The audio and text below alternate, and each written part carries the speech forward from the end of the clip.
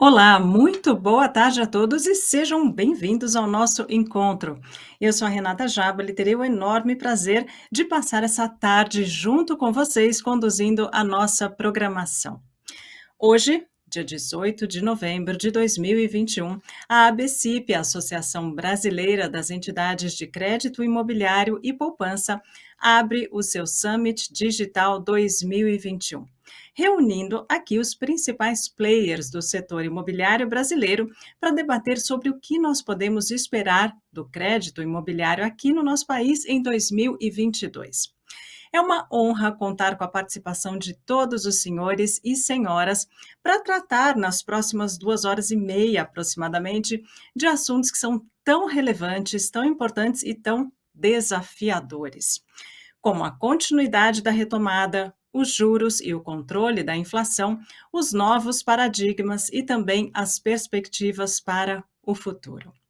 O nosso summit será dividido em duas etapas. A primeira parte tratará das perspectivas para o mercado imobiliário, agora em 2022. E a segunda tratará dos novos paradigmas para o setor. E durante o evento, vocês também poderão participar conosco enviando as suas perguntas ou então fazendo comentários aos nossos palestrantes e participantes dos debates. Bom, para isso vocês devem utilizar o QR Code que já está aparecendo aí na telinha de vocês, tá bom? Não deixem de participar, porque o nosso evento vai ficar muito mais dinâmico com a participação de todos vocês, além de ser uma oportunidade única de vocês conversarem aí diretamente com os nossos palestrantes e debatedores. Então, apontem os seus celulares para o QR Code e participem junto conosco. Bom, antes de iniciar, eu gostaria também de agradecer ao apoio recebido dos nossos patrocinadores: B3, Bradesco, Itaú, Santander, Oliveira Trust e Poupex. E agradecemos também, claro, aos nossos apoiadores: a BBC, ABCIP Educação, Abrainc, Ambima, Cebic, CNF, Febraban, Fiapse Brasil, Secov São Paulo e Sinduscom São Paulo. E agora, então, para fazer a abertura oficial aqui do nosso encontro e para dar as boas-vindas a todos vocês, eu convido a presidente da ABCIP, Cristiane Portela. Seja bem-vinda, Cristiane. Olá, boa tarde a todos. É um prazer estar aqui fazendo essa abertura do nosso Summit, né, um evento tradicional que a BCIP realiza aí todos os anos. Como vocês sabem, né, nós estamos vivendo um momento muito peculiar do mercado aí de imobiliário, especialmente no mercado de financiamentos imobiliários, né? Nós tivemos, a despeito da pandemia, tivemos um ano de 2020, um ano de recorde, aí com 124 bilhões de reais financiados. 2021 também vem vindo excepcionalmente bem no que diz respeito à produção, não somente a volume, mas também uma diversificação de indexadores, né, de maior oferecimento de opções aí para o consumidor final, refletindo aí um mercado extremamente aquecido até este momento, né? Certamente aí a questão das taxas de juros, os patamares que praticávamos aí no final do ano passado e no início desse ano, tem uma contribuição extremamente relevante, né, para esse momento, para esse número. Aí também com a colaboração de uma certa valorização maior da residência, né? Seja para trabalho, seja para lazer, o que a gente percebe é que nesse momento aí tão desafiador de pandemia, parece que as pessoas acabaram se voltando mais para o seu próprio espaço, né? O que acabou também contribuindo aí para os números que a gente tem visto, né? Também os lançamentos, também as vendas vieram em patamares muito relevantes e significativos, o que foi um alento aí para a economia como um todo, né? Dada a relevância do nosso setor em números macroeconômicos, né? E estamos agora no momento de saída da pandemia, esperamos todos, né? Que estejamos realmente num caminho sem volta de superar esse momento tão desafiador aí para todos nós, e os desafios que se apresentam agora são outros, né, a necessidade de se ter inflação sob controle, né, que não é um desafio só nosso aqui particular brasileiro, mas um desafio mundial, mas especialmente aqui estamos com um olhar bastante cauteloso no que diz respeito a isso, né, todas as expectativas que já estão aí dentro das previsões, né, de uma subida da Selic, visando esse controle da inflação, né, a questão fiscal também no radar, que preocupa a todos nós, né, como serão aí os próximos passos, os próximos meses, os próximos anos, né, e para que possa nos dar mais insumos, né, que compartilhe conosco a sua visão deste momento da economia brasileira e mundial, nós convidamos o professor Eduardo Gianetti para estar conosco, para compartilhar aí os seus conhecimentos, a sua visão, e vamos ter aí uma palestra do professor e a oportunidade de concluir da palestra de fazermos algumas perguntas que oportunamente faremos no final desse bate-papo. Então, professor, muito bem-vindo, muito obrigada por estar aqui conosco. A palavra está com você. Muito obrigado, Cristiane. É um grande prazer estar com vocês da BCIP para fazer essa apresentação seguida de debate sobre a conjuntura econômica nacional e internacional. Eu vou estruturar essa minha apresentação no Summit Digital em duas partes. Eu vou começar com uma abordagem de caráter um pouco mais abrangente, falando do mundo pós-pandemia, quais são as três certezas e as três incertezas que eu vislumbro em relação ao futuro, os grandes vetores de mudança, as coisas que vieram para ficar e aquelas dúvidas que ainda temos em relação ao que é permanente, o que é temporário e como é que nós sairemos desse quadro tão dramático que foi o período que atravessamos de quase 2 anos de um mundo completamente diferente do que estávamos acostumados. E na segunda parte eu vou abordar de maneira mais específica e detalhada os temas que a Cristiane levantou, ligados à conjuntura e às perspectivas, o nosso momento econômico brasileiro. Né? Em que ponto nós estamos, o que é que nós podemos realisticamente esperar a curto e médio prazo, em termos de inflação, de juros, de evolução das contas públicas, nível de atividade, emprego e crescimento. Meu caminho, portanto, é do geral para o particular. Eu vou começar com uma abordagem do mundo pós-pandemia, em caráter mais abrangente, e depois eu vou trazer essa questão para um plano bem aplicado, bem concreto do momento pelo qual passa a economia e a sociedade brasileira. Eu acredito que hoje nós podemos dizer com muita segurança que temos 3 certezas em relação ao mundo pós-pandemia. Quais são elas? Eu vou enunciá-las e depois eu vou desenvolver rapidamente uma análise sobre cada uma. Nós vamos para um mundo mais endividado, vamos para um mundo menos globalizado e vamos para um mundo mais digitalizado. Deixe-me falar um pouquinho sobre cada uma. A pandemia trouxe o endividamento no mundo para patamares sem precedentes. E eu não me refiro apenas a endividamento de setor público. Estou me referindo também a endividamento de empresas e de famílias.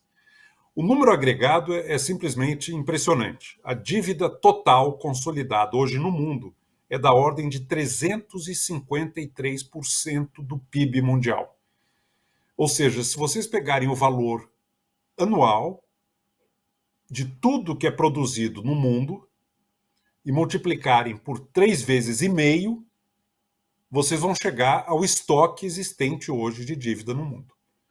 Essa dívida, como eu disse, ela é pública, setor público, ela é privada, empresas e famílias. A dívida pública, por razões perfeitamente compreensíveis, cresceu de maneira muito acentuada nesse período. A necessidade de fornecer auxílio emergencial, de dar suporte a empresas, os bancos centrais injetando uma quantidade enorme de recursos e de liquidez no sistema para manter a economia sob aparelhos funcionando, levou a dívida pública nos países da OECD a alcançar uma marca que não tem precedentes em épocas de paz. Uma marca da ordem de 130% do PIB, só a dívida pública nos países da OECD. Esse é um fato que trouxe lições para quem trabalha em economia. As dívidas aumentaram muito e nem por isso o mundo desabou. Nós tínhamos uma ideia de que havia um limite muito mais restrito para a capacidade dos sistemas econômicos de suportarem, de assimilarem dívidas crescentes. A experiência, é verdade que emergencial, dessa pandemia mostrou que os limites são muito menos restritos, muito menos estreitos do que se imaginava no passado. Há uma dúvida hoje, uma discussão relevante sobre até onde podem continuar o crescimento dos estoques de dívida, olhando especialmente para o setor público. Em relação ao Brasil, eu vou guardar a minha análise sobre endividamento público para a segunda parte. A segunda característica do mundo pós-pandemia, bastante definida a essa altura também, é que vai ser um mundo menos globalizado. O mundo viveu, no passado recente, décadas de 80, 90 e anos 2000, até a crise financeira de 2008, 2009, o mundo viveu um período que é chamado de hiperglobalização. Ou seja, o crescimento do volume do comércio internacional e o aumento dos fluxos de capital entre países cresceram a taxas muito superiores ao crescimento da economia mundial. Portanto, houve um adensamento muito forte do fluxo de bens e serviços e de finanças na economia mundial. Ao mesmo tempo, houve uma interdependência na medida em que as cadeias de suprimento do setor produtivo, beneficiando-se desta lógica da integração, foram se distribuindo planetariamente e se segmentando, com enorme concentração, por uma questão de economia de escala, em poucos produtores regionalmente localizados, mas atendendo o mercado global, e essa lógica da interdependência ela é muito poderosa porque há grandes ganhos de eficiência nesse processo. Pois bem, essa lógica da hiperglobalização ela começa a arrefecer, ela começa a desacelerar a partir da crise financeira de 2008, 2009. Você constata, olhando os números, que o crescimento do comércio mundial, o crescimento das trocas de bens e serviços e também dos fluxos de capital pelo mundo começam a não mais acompanhar o PIB mundial. E agora, o meu ponto, eu acredito que nós vamos ver mais uma desaceleração nesse processo. Não acredito que vamos caminhar para um retrocesso da globalização, como ocorreu no mundo, por exemplo, no período que sucedeu a Primeira Guerra Mundial. O período que antecedeu a Primeira Guerra Mundial foi um período de fortíssima globalização. Mas com a Primeira Guerra Mundial, o trauma da Primeira Guerra Mundial, esse processo se reverteu. Não acredito que veremos uma repetição disso, mas eu acredito sim que veremos um mundo menos globalizado. Por quê? Por duas razões. Primeiro, pela crescente tensão geopolítica entre Estados Unidos e China. Não é algo novo na história mundial, vivemos algo parecido no período que culminou na Primeira Guerra Mundial.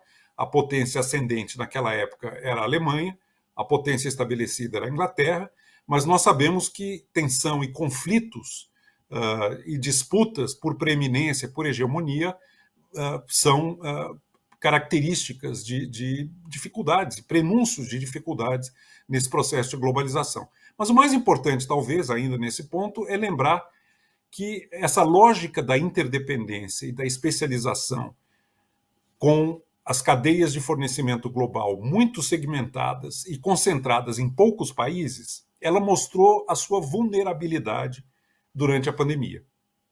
Uma grande consultoria fez um trabalho recente e mostrou que para 180 produtos muito relevantes nas cadeias de suprimento global, existe um único fornecedor mundial.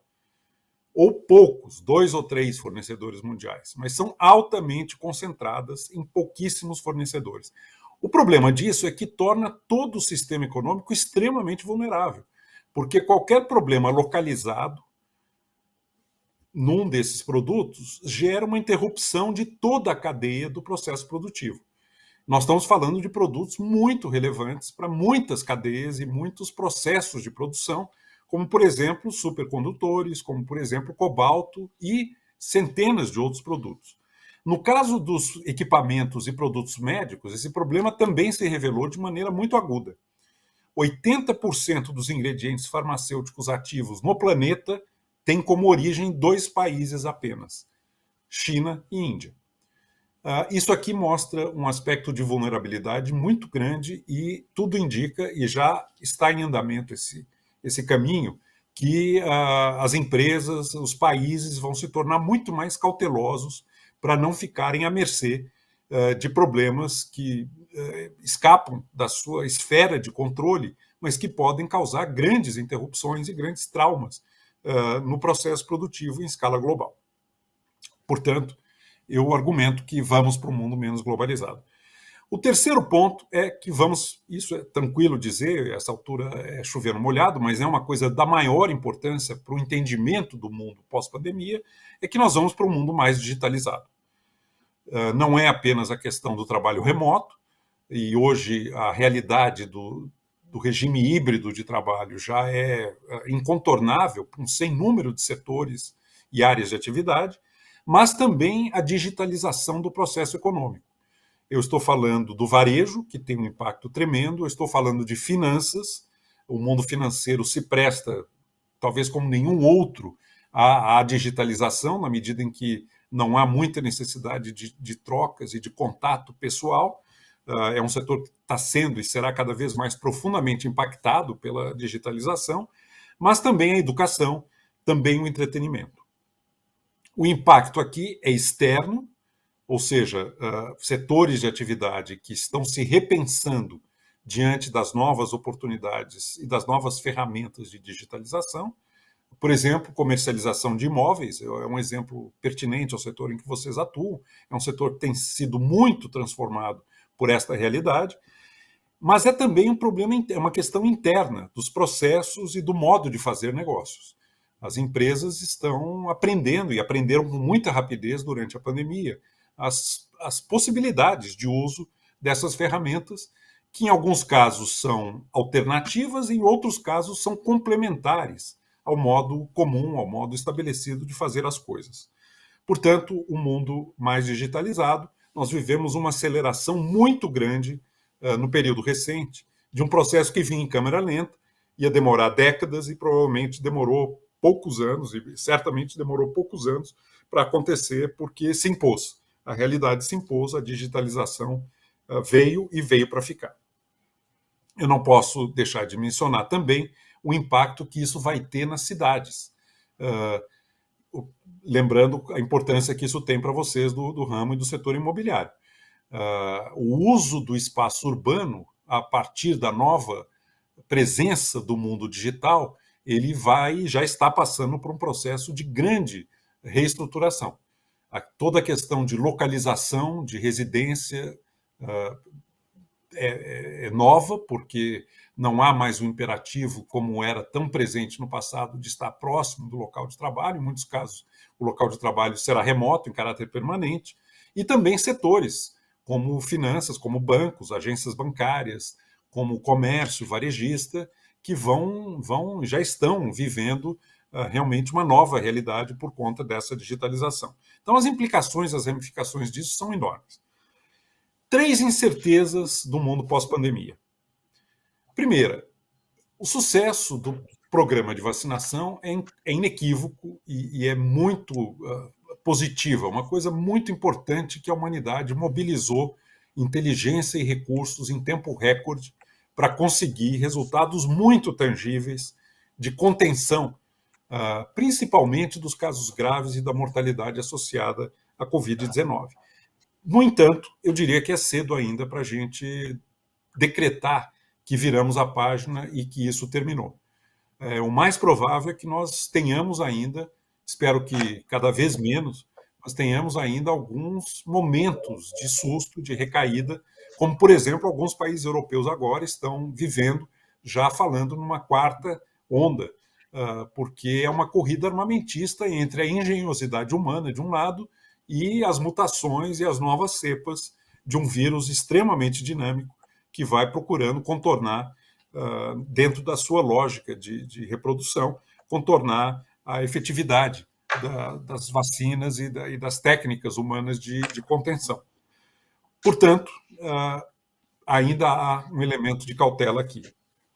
Segundo ponto econômico é que há muita incerteza no tocante a como reagirão as economias a partir do momento em que as medidas extremamente agressivas de estímulo monetário e também fiscal que se impuseram durante a pandemia forem sendo gradualmente suspensas, interrompidas, em alguns casos revertidas.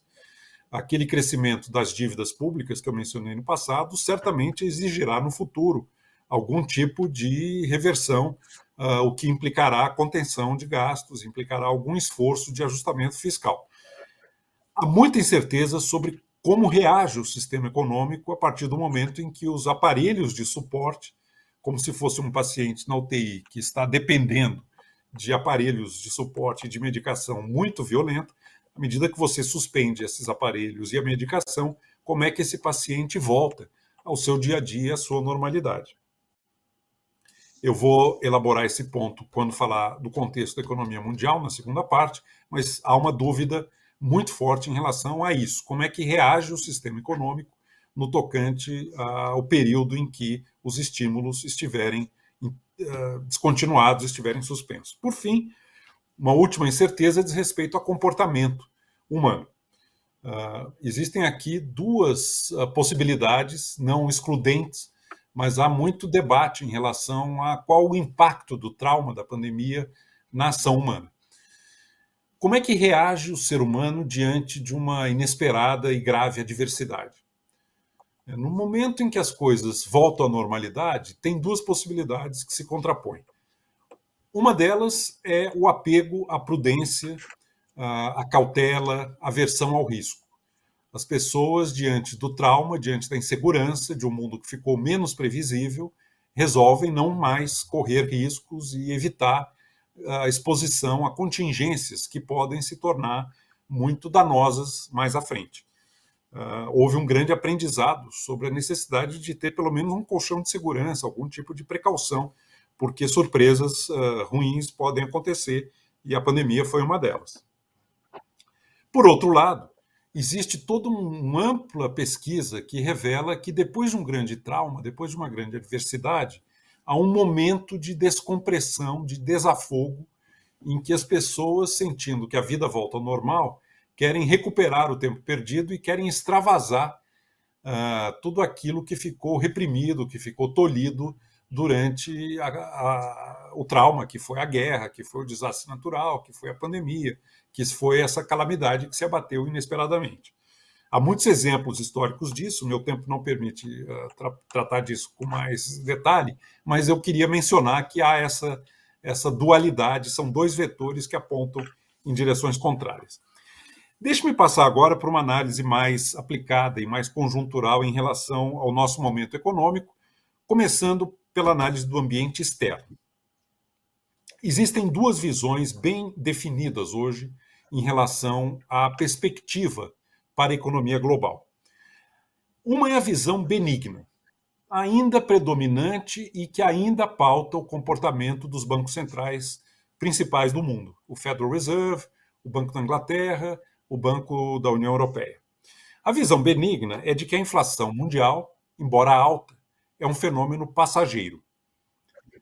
Esta análise sustenta que o pico dessa aceleração inflacionária está ocorrendo justamente agora, no quarto trimestre de 2021, mas que a tendência para 2022 seria uma gradual queda da inflação, na medida em que essa inflação resulta não de fatores mais permanentes, mas resulta de gargalos, resulta de uma acomodação temporária de muitos mercados que ficaram com oferta e demanda desequilibrada por conta da pandemia, mas que não é nada que suscite uma preocupação maior no tocante a um enraizamento desse processo inflacionário.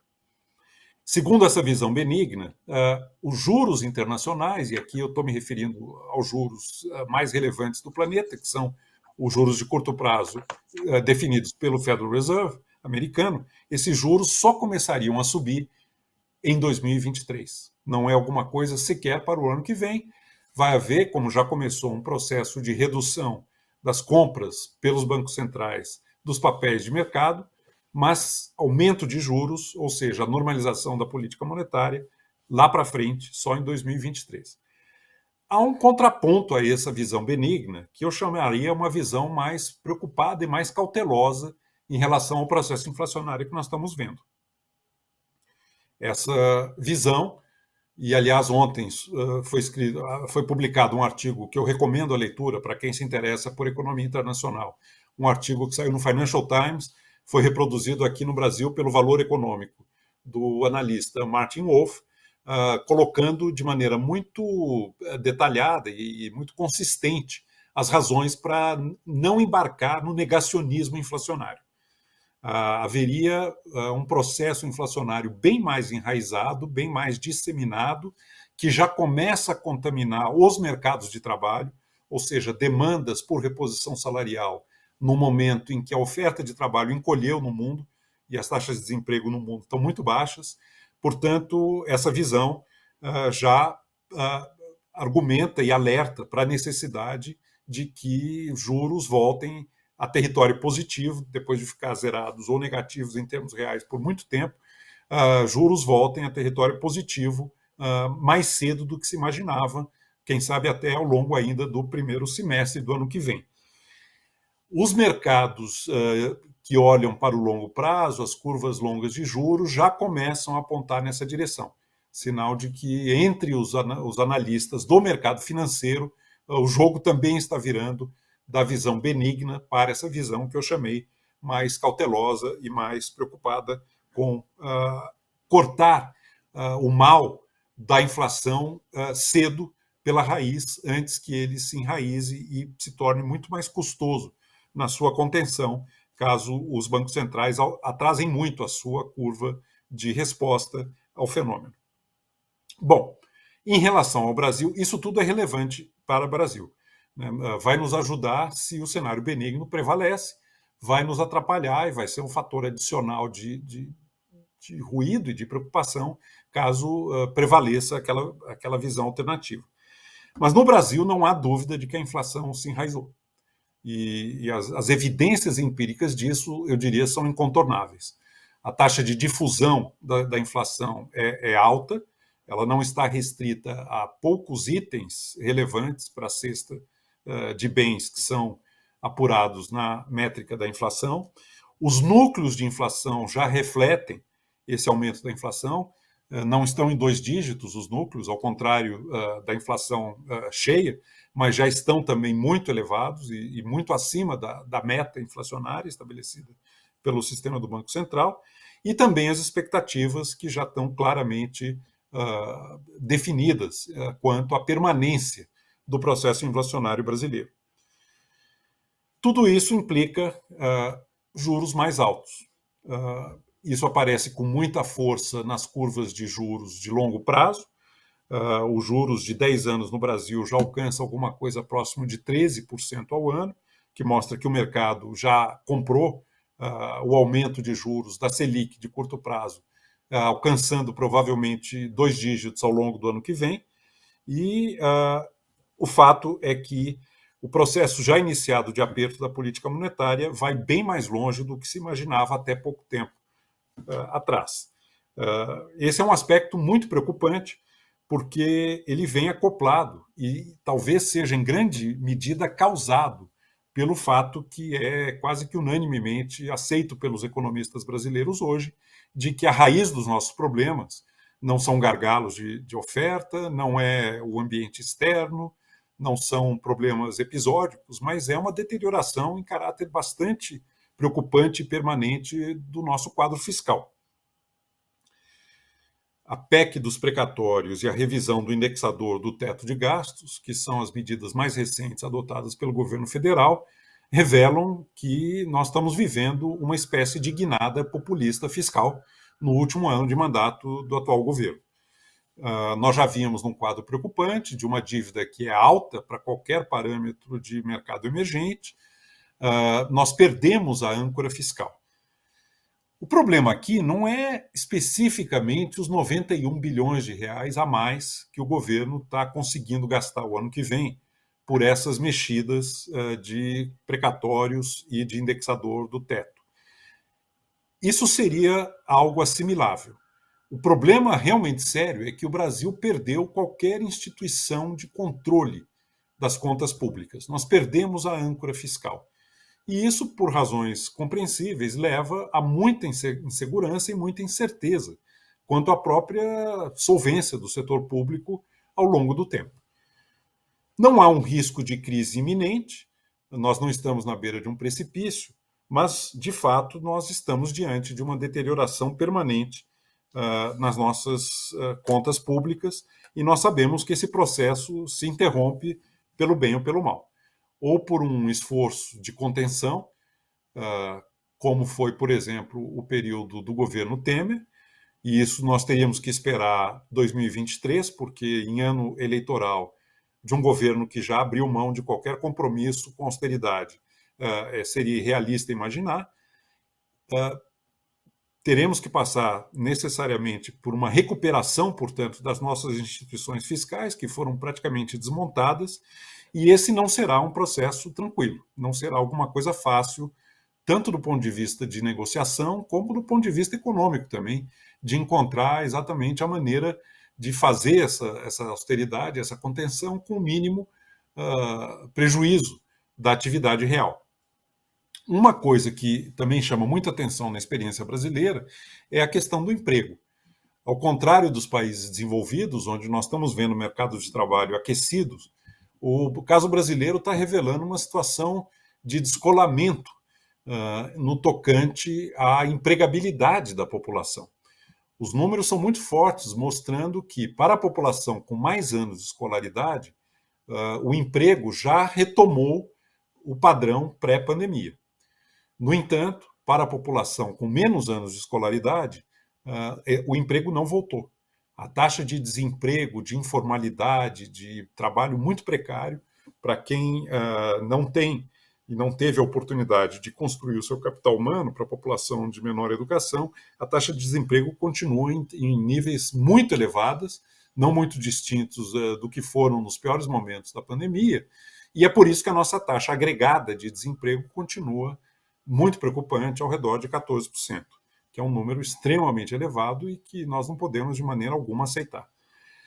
Para concluir, em termos de atividade econômica, nós estamos assistindo esse ano uma recuperação cíclica parcial, um crescimento que deve alcançar, se tudo correr bem, um número na vizinhança de 5%, o que nos traz, em termos de PIB, para o período pré-pandemia, ou seja, nós recuperamos na produção um nível de produto parecido com o que tínhamos antes da pandemia, mas as perspectivas e o cenário daqui para frente, lamento ter que dizer isso, não são nada animadoras. As revisões têm sido feitas quase que sistematicamente para baixo, em termos de perspectiva de crescimento.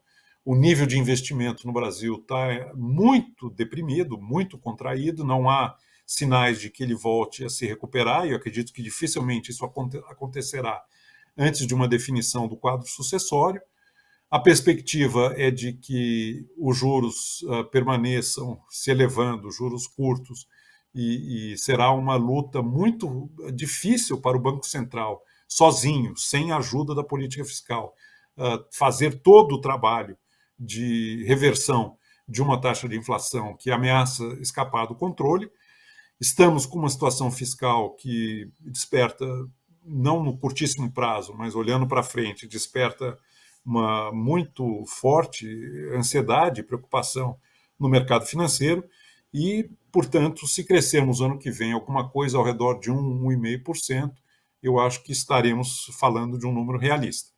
O que nós temos de certeza para concluir em relação a eleições e ao ano que vem? Eu costumo dizer que tem 3 coisas contratadas, repetindo um pouco o meu padrão das 3 certezas e das 3 incertezas, vou falar de 3 certezas. A primeira é que nós vamos entrar, e já estamos entrando, num ano de muita volatilidade. Anos eleitorais no Brasil já são, por natureza, anos de mais nervosismo, porque há incerteza em relação ao futuro, e esse período que se abre agora, diante de um quadro sucessório ainda muito polarizado, eu acho que será extremamente volátil para os indicadores relevantes da economia. O câmbio pressionado. E, aliás, isso é uma coisa que chama atenção, podemos desenvolver depois no debate, a questão cambial, mas o Brasil combinou de maneira muito fora dos padrões um período de grande desvalorização cambial. O real se desvalorizou cerca de 30% desde o início da pandemia em relação ao dólar, com um período de forte valorização das commodities que o Brasil exporta mundialmente. É muito rara essa combinação. E ela é um dos fatores que explica o agravamento do quadro inflacionário. Mas embora o câmbio já esteja muito depreciado, eu não descarto, pelo contrário, eu acho que nós ainda teremos pressão e não me assustaria, do ponto de vista de ser algo que eu não espero, você vê alguma coisa parecida com o que foi aquele período de forte turbulência vivida pelo Brasil no ano que precedeu a primeira vitória de Lula contra o Fernando Henrique Cardoso, que estava terminando o seu segundo mandato. Uma segunda certeza é que o próximo governo, seja ele qual for, vai receber uma herança muito complicada para a política econômica. Uma herança de inflação alta, uma herança de câmbio muito depreciado, uma herança de desmonte das instituições ligadas ao equilíbrio das contas públicas, e vai exigir muita racionalidade, muita credibilidade o novo governo para conseguir recuperar a confiança e recuperar o ordenamento que, infelizmente, foi paulatinamente sendo destruído no Brasil, e isso começa com muita força durante o governo Dilma, foi parcialmente interrompido durante o governo Temer, mas é retomada agora durante o governo Bolsonaro, esse desmonte das nossas instituições fiscais e a tentativa sempre renovada dos governos e dos governantes, dos políticos, incluindo nisso, sem dúvida, o legislativo, de driblar qualquer restrição à expansão do gasto público. A terceira certeza, depois de ter falado da herança, é que o próximo governo, seja ele qual for, terá uma lua de mel passageira de duração até, no máximo, 1 ano no início do mandato, para tomar as iniciativas relevantes de reformas de longo prazo na área fiscal, na área administrativa, na abertura da economia, no processo de privatização, para recuperar o dinamismo e a produtividade, o aumento da produtividade na economia brasileira. Nós sabemos que a dinâmica do mandato presidencial no Brasil é muito desbalanceada.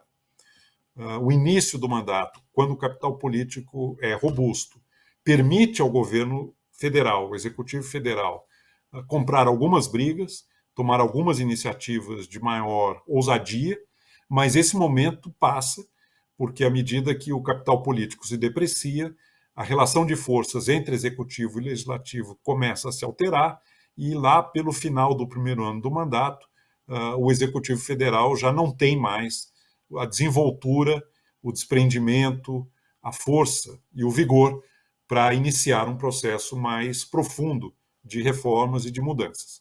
Então, seja qual for o próximo governo, acho que essa é a terceira certeza que eu gostaria de compartilhar com vocês, tem que ter muita clareza desde o início em relação ao que pretende fazer e que brigas valem a pena comprar com o status quo, com os grupos de interesse que resistem aguerridamente a todas as mudanças que implicam perdas, que implicam abrir mão de privilégios e benefícios que tem.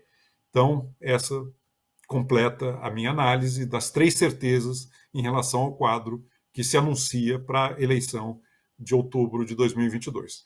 Muito obrigado pela atenção, espero termos alguns minutos ainda para podermos debater.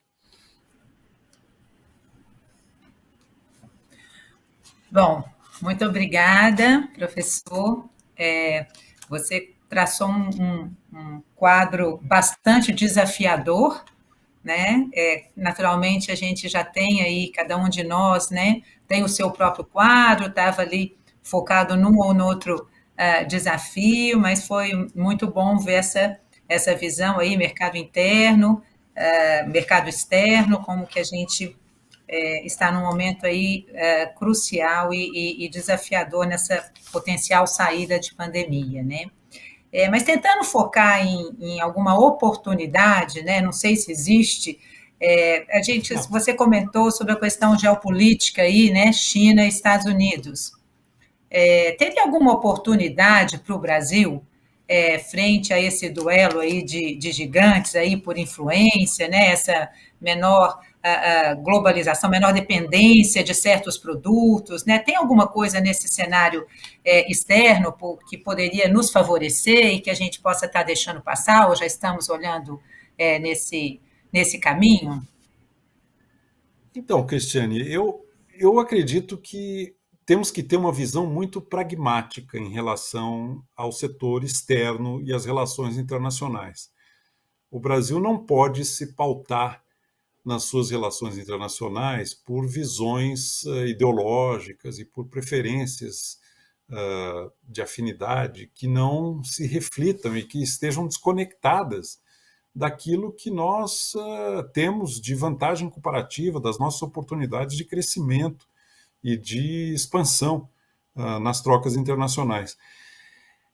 Um caminho fundamental para a recuperação da economia brasileira, e eu acho que dificilmente vamos fugir dele, é nós melhorarmos a nossa presença no comércio mundial. Há um estudo muito interessante mostrando que nos últimos 70 anos, apenas 12 países em todo o mundo, veja bem, em 7 décadas, só 12 países na economia mundial venceram a chamada armadilha da renda média. Ou seja, eram países como o Brasil de renda média, mas que conseguiram, e o Brasil não conseguiu nesse período, se tornarem países de alta renda. Todos eles, sem exceção, deram este salto de aumento de produtividade e de crescimento consistente a ponto de se tornarem hoje países de alta renda, aumentando a exportabilidade do seu PIB, ou seja, aumentando a sua presença no comércio mundial. É evidente que isso é uma via de mão dupla. Para você se tornar muito competitivo no comércio externo, você precisa importar insumos e tecnologia e bens de capital que lhe deem a capacidade de competir com eficiência, com padrões de qualidade e de custo que lhes tornem relevantes nas trocas internacionais. O Brasil tem um enorme caminho a percorrer, tanto no tocante a bens industriais, que foi o caminho encontrado por países como Israel, como os tigres asiáticos, como a Coreia do Sul, países de renda média que venceram a armadilha da renda média, tanto nos serviços, turismo, especialmente o turismo, no caso brasileiro, mas também a renda transferida anualmente de brasileiros que moram fora de volta para o Brasil, foi o caminho encontrado pelos países da periferia da Europa, né, que fizeram do turismo uma grande alavanca de obtenção de renda e de produtividade. Estou me referindo a Portugal, a Espanha, a Itália, a Grécia, em alguma medida a Irlanda, e também, sem dúvida alguma, commodities. Nós ainda temos muito a percorrer para ocuparmos o lugar que nos cabe na produção de bens ligados à agricultura, à pecuária, à energia, a minérios. O Brasil representa aproximadamente 3% do PIB mundial.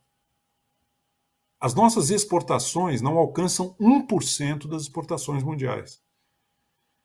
Então, essa economia internacional dinâmica, e a economia mundial deve crescer, segundo o FMI, algo em torno de 4,8% ano que vem, é um número muito forte para a economia mundial, nós temos que nos beneficiar da nossa escala, das nossas competências e da nossa capacidade de vender para o mundo, aumentar a exportabilidade do PIB.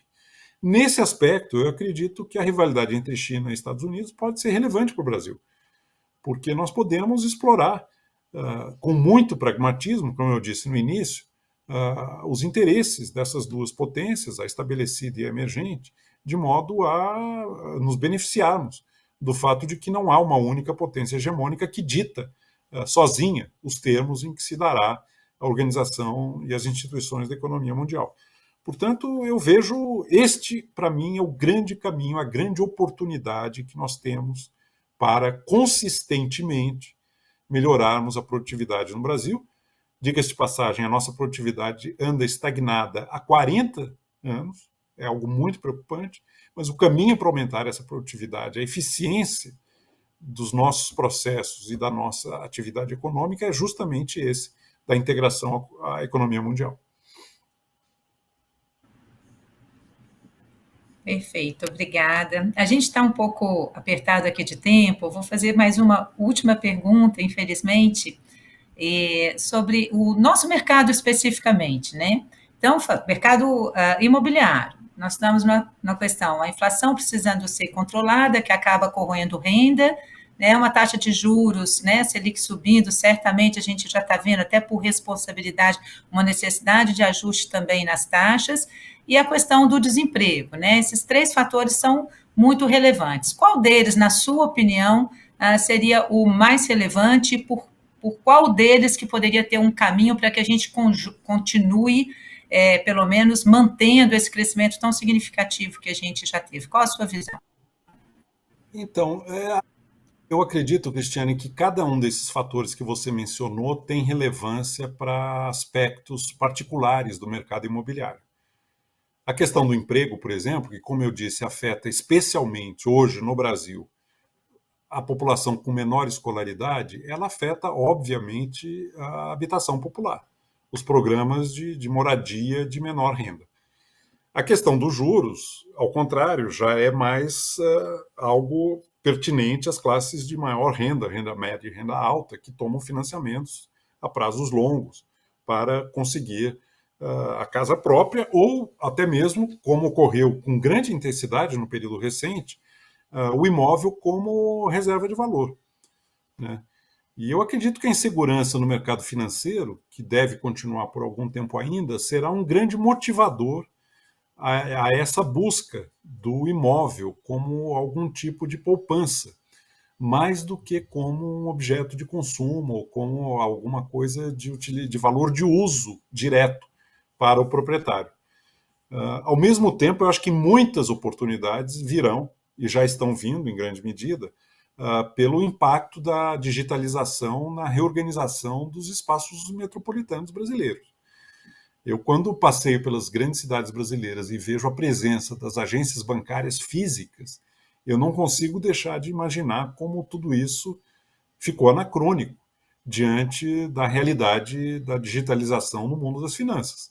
Eu duvido que essa estrutura muito cara, muito pesada de agências bancárias, com funcionários, com áreas em locais nobres, com todo o custo de impostos e tudo mais, dure muito tempo. Eu acredito que nós vamos ver grandes mudanças por aí. O setor de varejo é outro que também sofre um impacto enorme e vai repensar muito o modo como ocupa espaço urbano hoje. Farmácias. Houve um enorme aprendizado do uso da compra digital para medicamentos e para tudo aquilo que você adquire em farmácias. É outra coisa que salta aos olhos de quem viaja e compara com a realidade brasileira, a presença das farmácias físicas nos espaços urbanos brasileiros, mesmo em cidades pequenas e médias, né, com uma coisa muito dissociada do que é o padrão que você verifica em outras regiões do mundo. Acho que tem alguma coisa aí que vai se ajustar também. Então, eu seria muito voltado para a particularização da análise. Eu não acho que dá para dizer que tem uma coisa que vai ser relevante para todo o setor ao mesmo tempo. Acho que cada segmento do setor tem uma dinâmica, tem um caminho, e para quem atua no setor, é evidente, tem que analisar isso. A má notícia é que aquela tempestade perfeita às avessas que o setor imobiliário viveu durante a pandemia, eu acredito que acabou. O aumento dos juros, a desaceleração do crescimento, todos os problemas que nós mencionamos aqui relativos à questão da inflação, à questão fiscal, a questão da incerteza que se abate hoje em relação ao curto prazo no Brasil, terminam aquele período da tempestade perfeita às avessas que prevaleceu para o setor imobiliário no passado recente. Bom, muito obrigada, professor. Encerramos então o nosso painel e eu chamo a Renata para conduzir aí e apresentar o nosso próprio painel. Próximo painel. Cristiane, muito obrigada também ao professor Eduardo Janetti pela excelente palestra, obrigada a Cris também pelas perguntas. Bom, esperamos que estejam gostando da nossa programação e ainda vem muito mais por aí, tá bom? Nós vamos iniciar em instantes o primeiro painel do ABCIP Summit Digital 2021.